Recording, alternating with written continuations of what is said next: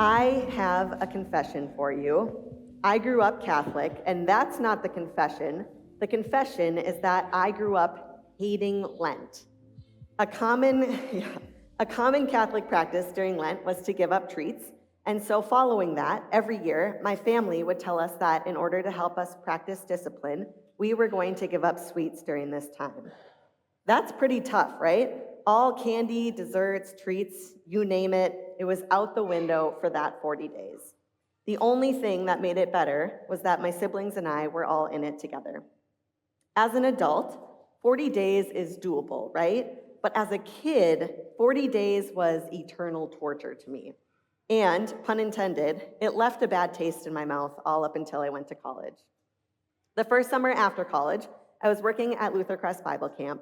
At one point in that summer, it was suggested that we do a Holden evening prayer service for one of the camp worships.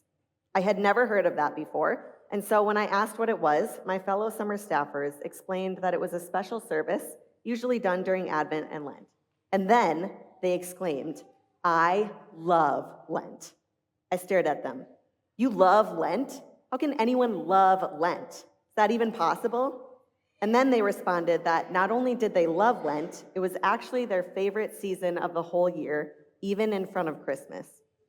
I walked away from that conversation confused at how my coworkers could love something that felt like a season of punishment to me. I didn't understand. But as we all gathered together one evening, cabins of kids and counselors shuffling into the chapel with the sunset in the background for that special Holden evening prayer worship, I sat down with my crew of campers and I really listened to the words that were being spoken as we began. This worship was meant to reflect Lent, a season of finding ways to intentionally grow in faith with God and in community with one another. Lent was about an opportunity to remember why Jesus was sent to us and to really reflect on that. I sat there mesmerized as the music began, and I listened to the words flow out. Love that fills the night with wonder, love that warms the weary soul, love that bursts all chains asunder, set us free and make us whole. I had always looked at Lent as a time of punishment, not as a time of reflecting on God's love for us and how it makes us whole. It felt like Lent was filled with a season of testing up until this moment. Growing up, I was so focused on a woe is me aspect, rather than looking at the why behind why we were doing it. I was wondering why God wanted me to suffer by giving up sugary treats, and I know that sounds ridiculous saying it now, but as a kid, I really didn't understand. I wasn't looking at how Jesus gave the ultimate sacrifice and set examples for us throughout the gospel as a way to show us how to grow with God and see the love that really does burst all chains, sets us free, and makes us whole. In our gospel today, we hear about Jesus being in the wilderness with Satan. And Jesus fasts for this 40 days, and I can't help but think about how miserable this would be. We assume that God was on Jesus' side through this and helped him survive. I mean, that's a long time to go without eating. But I get ravenous even after skipping a meal or two. And at that 40-day point, Satan pops up and tries to tempt Jesus with simple things: food, safety, and power. And somehow, even after not eating for this extended period of time, and probably not being able to think straight along with it, Jesus still doesn't budge. He doesn't snap his fingers to make the bread appear. He doesn't give in to wanting more power. And his trust in God is so strong already that he doesn't need someone to push him to test it further. The fascinating part of this story is the way both that Jesus responds and how he doesn't respond. Each time Jesus responds to one of Satan's requests, he simply just points Satan back to God and what the scripture says. It points us to God being the greatest form of nourishment, God being the greatest thing that we can worship, and putting our trust in God without needing tests to prove that trust. And maybe even better than these responses is the way that Jesus doesn't respond to Satan. What he doesn't say are belittling statements, even though he has every right to. I mean, he is literally talking to the devil here. What he doesn't do is put Satan down or be mean to him or call him names. Jesus responds to all of these tests with respect, pointing back to God and faith and what Scripture says. I wonder how we can translate this into our world today.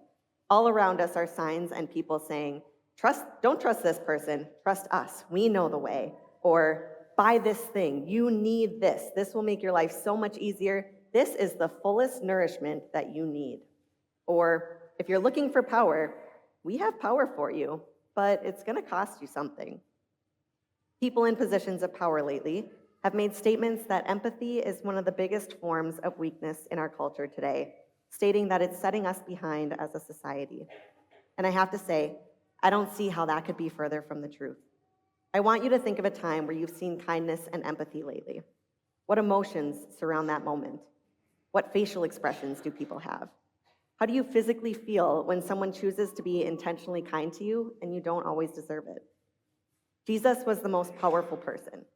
Sent directly from God, there are a lot of things that Jesus could have done. He could have used his power for chaos, but instead, he chose empathy as one of his main forms of power and connection. Jesus looked at the crowds and decided that he wanted to reach out to the marginalized, the struggling, the hurt, the outcast. When even religious leaders and those in power shamed people below them, Jesus showed up. He wanted them to know that they mattered too, and when everyone turned away from them, Jesus chose love. He wanted them to feel seen and to know that God was there for them and that he was on their team. He wanted to point people back to Scripture. I want you to take a moment and think about who is considered an outcast in our world today. Actually picture someone. What stereotypes are often associated with them? How do we react when we see someone that we think of as marginalized, as hurt, as sick?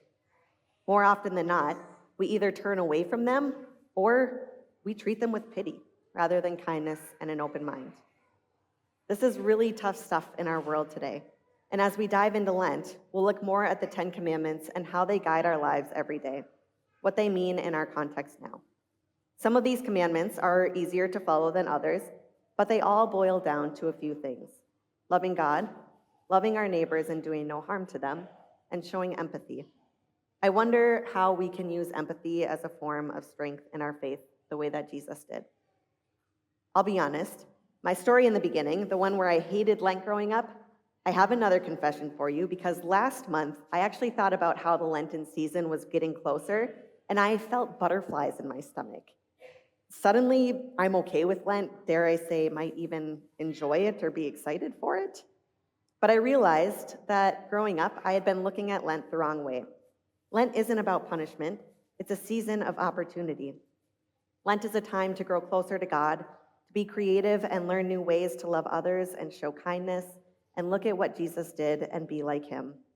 To live life in a Christian way, and sure, we could do these things at any time in the year, right? But this is a time where we collectively come together as a community of Christians to set this goal. If our goal is to love God, how does that influence our daily choices? What habits do you have in your everyday life? Are there any that stray you from faith? It feels like I'm often a broken record saying it, but there are so many things out there trying to get us to set habits that aren't good for us, or maybe are harmful to others, or that pull us away from God, whether intentionally or not. What are habits that you have that are already in place that are actually good for you and helping you grow closer to God and the community? And how can we focus more on those habits?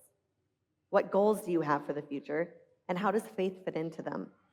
What does growing in faith look like in your own context of everyday life? One of the verses saying in Holden Evening Prayer says, "You who made the heavens' splendor, every dancing star of night, make us shine with gentle justice. Let us each reflect our light. Mighty God of all creation, gentle Christ who lights our way, loving Spirit of salvation, lead us on to endless day." The first time that I heard this, the phrase gentle justice stuck out to me. I mean, can justice really be gentle? But let's think about Jesus. Jesus was bold, and yet he was gentle. He spoke out about what was right, but he did so with kindness and empathy. He called people out, and he did so with respect. He spoke up for what was wrong, and he did so without belittling others or calling them names.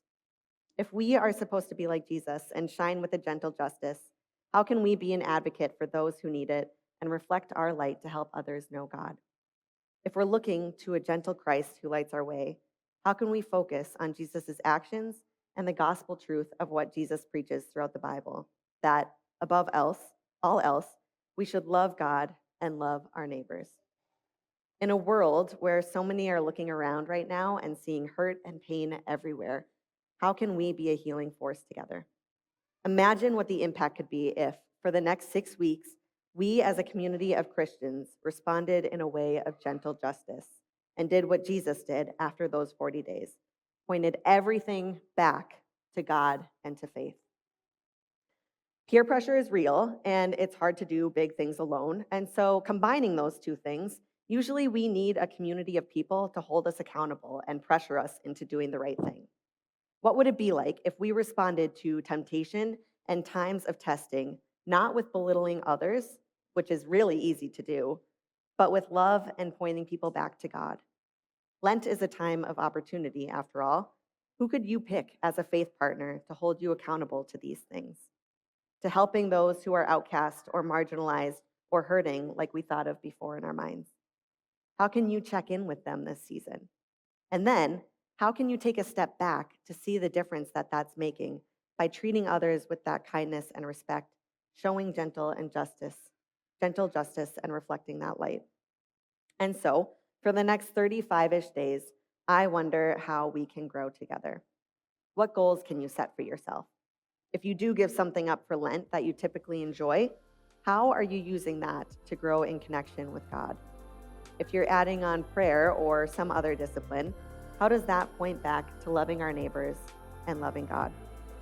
How can we be like Jesus and show empathy where it really matters?